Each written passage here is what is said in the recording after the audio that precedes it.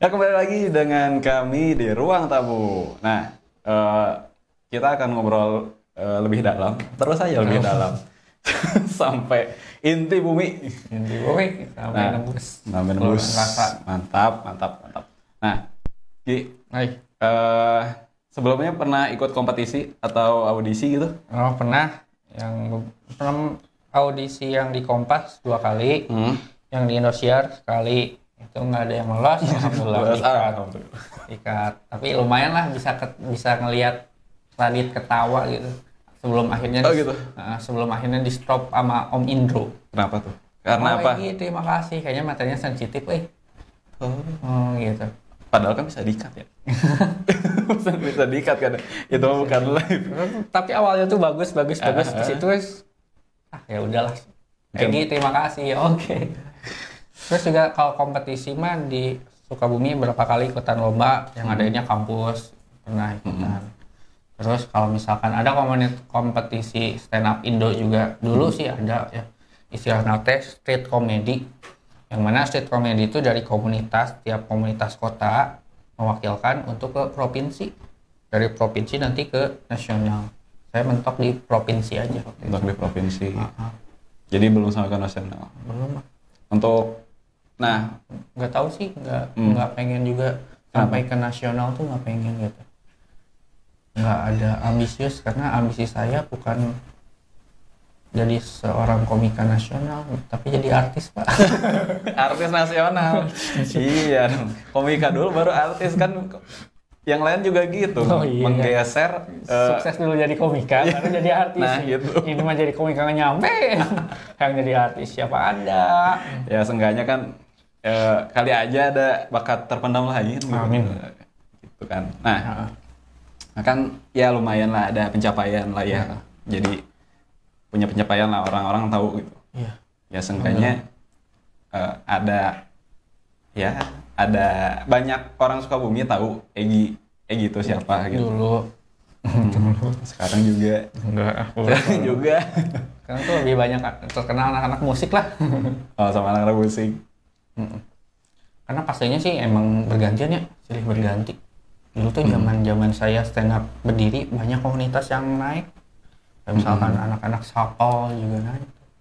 Juga ada beberapa beatbox juga, hip hop. Banyak lah dulu. Tapi kenapa ya kesini nanti jadi cuman musik doang yang ramai? Iya. Kenapa ya? Iya. Padahal kan benar ya. Kenapa ya? Benar. Padahal sekarang tuh media sosial lebih banyak dibanding zaman dulu. Nah, sekarang saya diperhatiin teh musik lain. Iya. Apakah orang-orangnya waktu itu emang nggak ada regenerasi? Karena stand up juga nggak ada regenerasi sih salah satunya. Ya mungkin nggak ada regenerasi sih. Soalnya kan ada beberapa komunitas di Sukabumi lah yang saya tahu. Ya karena nggak ada regenerasi, ya mungkin ada, cuma jadi nggak berkembang gitu-gitu aja. Gitu. Bisa jadi. Jadi orang-orangnya emang orang baru, tapi ya begitu jadinya. Nggak ada apa ya? Ya mungkin pada sibuk juga gitu. Terus juga sebenarnya penting untuk kita tanamkan. Ketika kita pengen mengikuti sesuatu, harus jelas alasannya apa. Kayak misalkan dulu saya stand up, maksudnya teh ketika nggak lucu, lantas nggak ngedown gitu.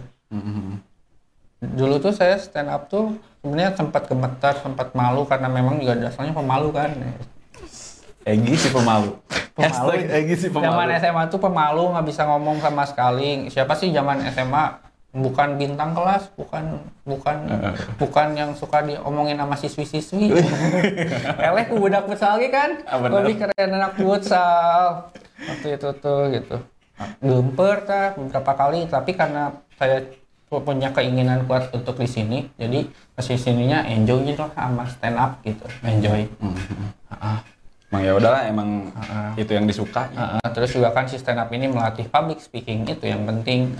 Melatih keberanian kita juga untuk berhadapan dengan orang-orang, itu sih. Termasuk nanti menghadapi calon mertua. Makanya Anda harus belajar public speaking di stand up comedy Sukabumi.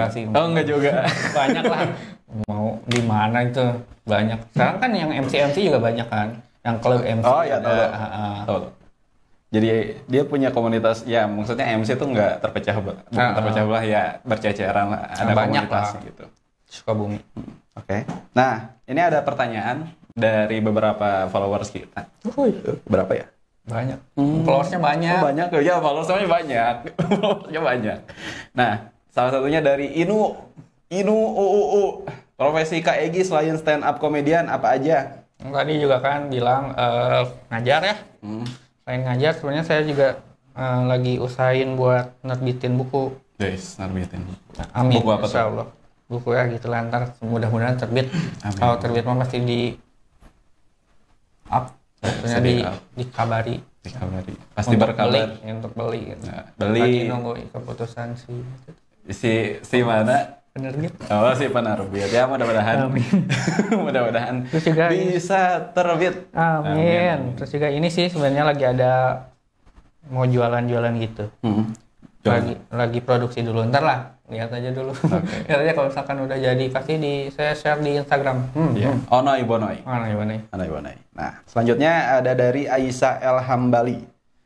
Menurut Kang Egi, gimana itu yang lagi tentang kata anjay? Oh, kata anjay yang lagi viral. Kata anjay itu sebenarnya dipakai ya katanya. Terus karena apa sih, merasa si anak-anak tuh tidak pantas untuk mengatakan itu. Tapi menurut saya tidak perlu diperkarakan, tidak perlu diramaikan karena kata-kata seperti itu tiap tahun atau tiap periode presiden pasti berbagai macam ada gitu. Iya. Dari zaman saya sekolah juga kan ada buset, apalagi. Iya, buset. Buset. Ade euy gitu. Naon ya? Banyak pokoknya. Terus kesini kan ada sekut, orang-orang pakai sekut karena Gopar Hilman kan yang mempopulerkan itu. Sebenarnya kalau misalkan itu dikatakan tidak baik, toh itu juga itu mengungkapkan sesuatu yang sangat luar biasa. Kenapa tuh? Kayak misalkan kita melihat kekaguman, wah anjay ade euy gitu. Sebenarnya itu tuh multifungsi lah kata itu. Multifungsi. Bisa. Karena ya kalau misalkan itu dirasa tidak baik, ya itu mah untuk anak-anak, ya itu mah kembali lagi kepada pendidikan di rumahnya, pendidikan sama orang tuanya. Ya sih. Karena orang tua yang justru mempengaruhi si anak itu. Saya juga dulu waktu zaman kecil ya, keluarga saya tuh ngomong Sundanya tuh Sunda lemes banget. Jadi kalau misalkan bilang rumah tehnya bumi gitu, badeka mana, badeka bumi, badeka bumi si itu. Kan ada beberapa orang yang mengatakan areka imah si iya, itu teh ke orang tua gitu. Yeah. Kalau saya mah ke orang tua meskipun sekarang usianya udah segini ya tetap bilangnya bumi. Gitu. Jadi gimana didikan ya dari orang tuanya juga, dari rumahnya juga ya. Kalau misalkan masalah kudu gitu ya, kembali lagi ke masing-masing itu mah. Karena banyak yang lebih penting untuk anak-anak kita. Benar. Contohnya seperti sekarang tuh zaman pendidikan, karena saya juga ngajar kan.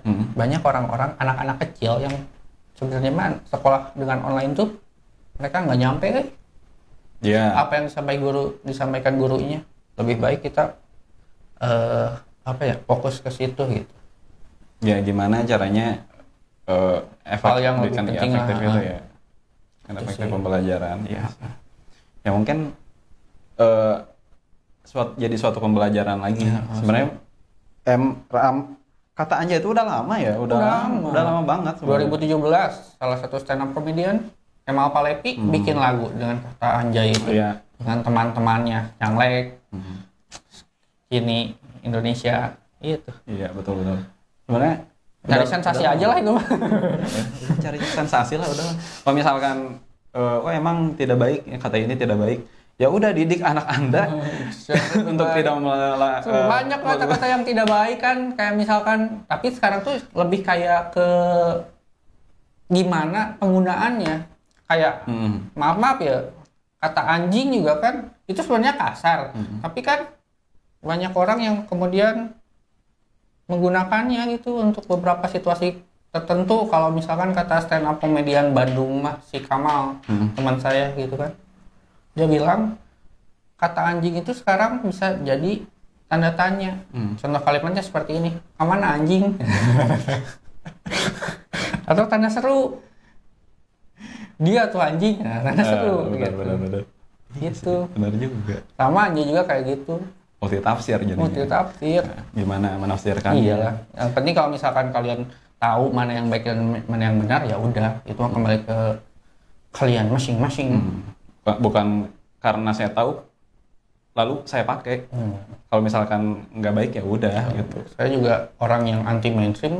Kalau misalkan ada TikTok rame ini, saya mah lebih udahlah, emang nggak ngikutin lah istilahnya. Oke, siap. Lanjut ke pertanyaan berikutnya dari NJP Gagau. Gagau.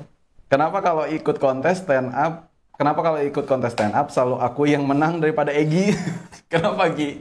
Gagau ini salah satu orang lama juga di stand up comedy Sukabumi ya. Oh, di Sukabumi. Tapi dia gedenya di stand up Jatinangor. Iya. Pernah ikut kompetisi Kompas, itu benar-benar masuk. Benar-benar masuk. Ya itu kan beda kualitas ya. Enggak sih. Sebenarnya emang gimana ya? Tapi kalau lomba mah ada juri juga kan. Iya. Yang menentukan penilaian. Nggak apa-apa saya lomba mah juara 2, tapi saya menang di hati masyarakat, itu oke. Itu oke. Iya benar. Tapi kan juri juga kan punya klasifikasinya juga ya. Klasifikasinya. Misalkan kadang penonton suka, tapi jurinya malah nggak suka. Bahkan waktu sama Gagau itu kan diaduin lagi kan. Terus penontonnya bilang, wah iya mah juaranya dibalik. Gitu. Ya begitulah. Pokoknya nggak setiap yang menang yang tenar ya. Iya. Malah yang juara 2, malah yang awal keluar. Kan, kayak Uus gitu kan. Banyak lah yang nggak juara juga. Arapah juga. Arapah juara berapa sih? Juara 2, kalah sama Aci. Di Indosiar. Oh iya. Tapi yang lebih naik Arapah. Lebih banyak Arapah. Kan dia juga naik gunung. Jadi dia lebih naik. Iya. Nah, apalagi nih? Dah, cukup segitu aja. Nah, kedepannya Gi, ada proyek apa Gi? Mau ngerjain apa? Mau nyelesain apa? Lagi menggarap komunitas stand up comedy juga biar rutin lagi open mic gitu di 2 minggu sekali lah minimal, mudah-mudahan normal. Tapi makin kesini tuh lihat berita corona makin parah ya. Makin parah, kemarin sampai 3.000 positif, angka terbanyak untuk sekarang ini. Nggak tahu lah. Terus juga teman-teman di Jabodetabek, teman-teman saya juga pada WFH. Ya mudah-mudahan lah kondisi sekarang bisa normal lagi. Iya. Terus kalau misalkan itu juga lagi garap ke bisnis juga sama tulisan, mudah-mudahan lancar. Tulisan juga kemarin baru submit 1 naskah doang kan ke penerbit, pengennya lebih dari itu. Oke. Terus ada pesan-pesan nggak yang baru awal-awal nih tertarik ke stand up comedy dan pengen jadi komika? Yang tertarik stand up comedy, kuatkan dulu niatnya. Apa sih pengen gabung stand up teh? Karena beberapa kasus juga yang awal-awal pengen gabung stand up tapi nggak kuat sama alasannya buat gabung stand up tuh apa, sehingga ketika 1 kali naik baru nggak lucu, ya udah hilang. Karena memang yang namanya panggung pertama mana ada yang lucu. Iya sih. Kedua mana ada, kalau lucu yang mending, kalau tetap aja terus gitu sampai lucumu dikatakan permanen. Terus aja gitu, berlatih aja. Yang namanya lucu mah bisa dilatih, bukan bakat. Bukan bakat. Justru orang berbakat akan kalah dengan orang yang berlatih. Seperti itu. Iya, nggak tahu kata-kata siapa itu, tapi ya banyak lah itu. Ya, banyak yang ngomong. Tapi memang gitu kenyataannya. Tapi kan pernah tuh ada beberapa orang saking nggak lucunya malah jadi lucu. Iya, jadi hiburan sebenarnya. Jadi hiburan. Untuk semua orang kah atau untuk beberapa orang? Beberapa orang aja. Beberapa orang aja. Ngetawainnya lebih kayak ke ngehina.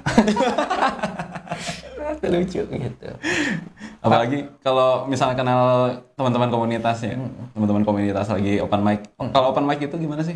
Open mic itu latihan intinya mah. Jadi kita mencoba materi baru, lucu nggak lucu namanya juga latihan. Karena latihannya stand up comedy mah nggak bisa kayak latihan band di studio aja cukup. Kita tuh perlu orang, kita perlu audiens. Karena 3 faktor dalam stand up comedy yang penting itu adalah pertama si komikanya, yang kedua adalah penontonnya, dan yang ketiga yang mempersatukannya adalah tempat.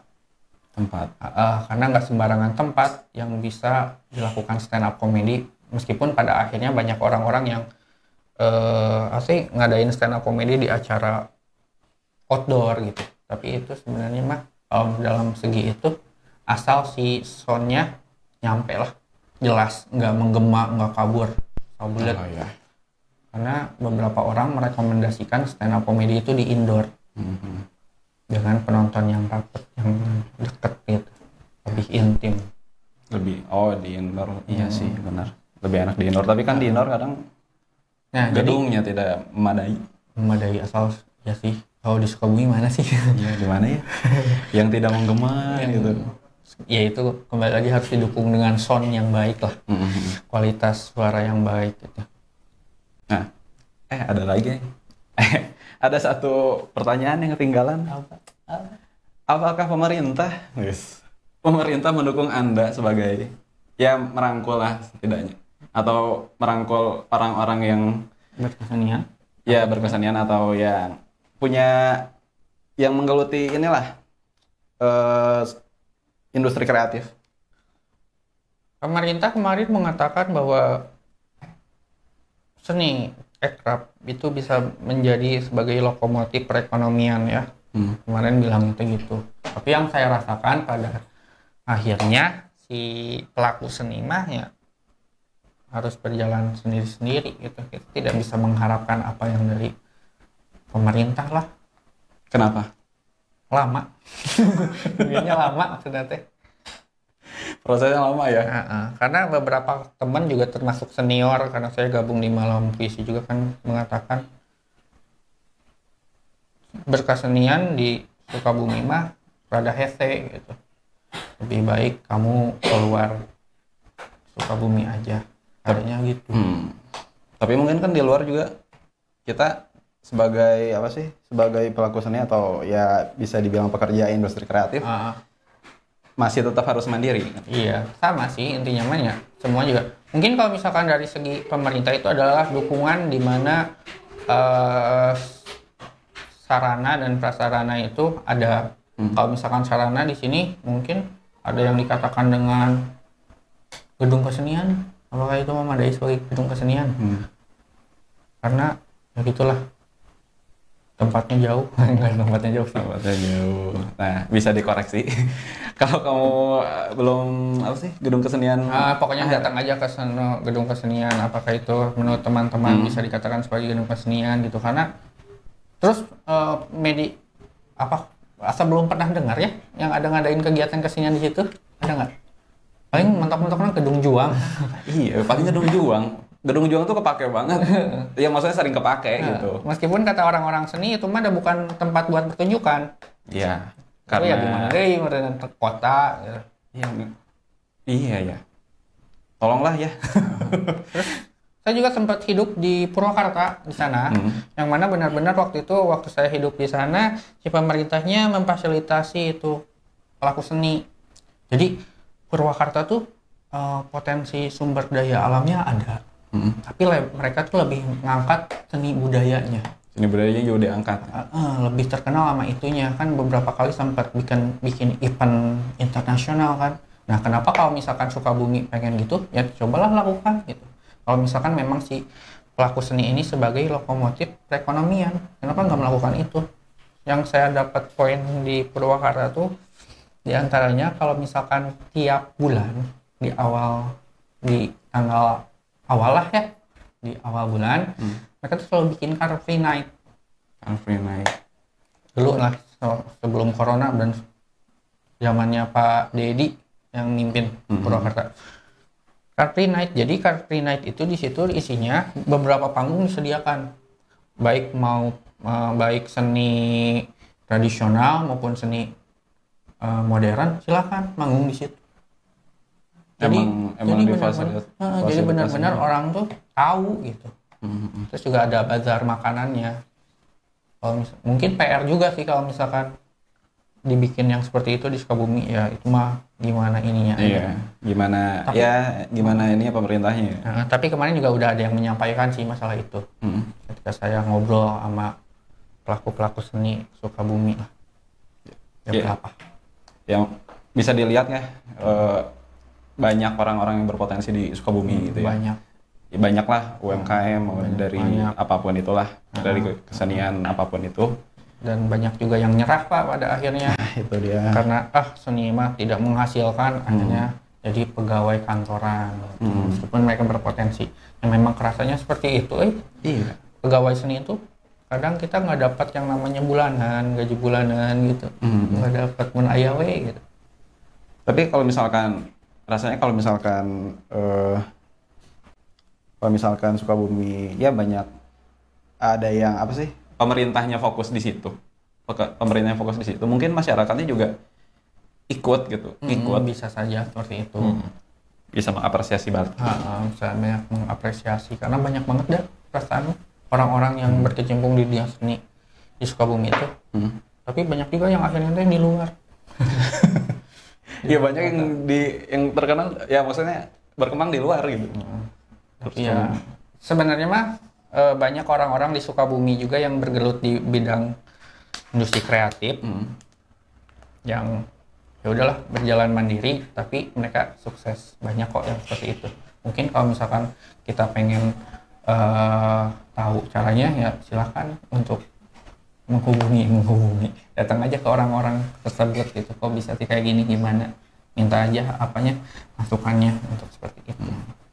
Kadangnya mereka juga bakal sharing, Pastilah bakal ngerasain gimana kalian misalkan punya potensi tapi mulai dari bawah banget, nggak ada yang ya, bukan ada yang support ya, lebih banyak kita yang mandiri gitu.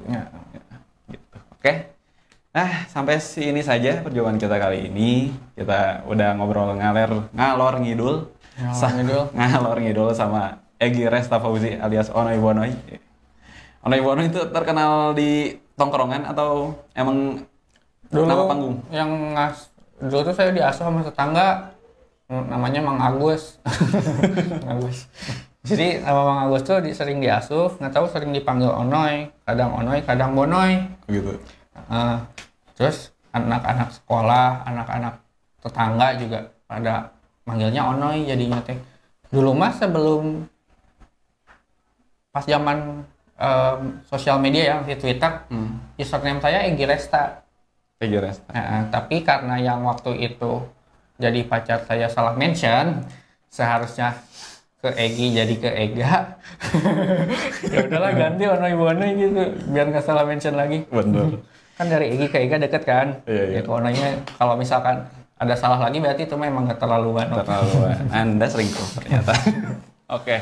Ya, sampai sini dulu perjumpaan kita kali ini. Ini yang kedua kalinya saya ngomong begitu. Nah, untuk minggu depan tentu saja bakal ada tamu yang menarik lagi untuk diajak ngobrol, untuk dikorek-korek kehidupannya, untuk dikorek-korek pemikirannya. Semoga apa yang ya kita obrolkan hari ini bisa diambil hikmahnya, diambil baiknya, dibuang keburukannya. Ya sudah, untuk perjumpaan kali ini. Wassalamualaikum warahmatullahi wabarakatuh.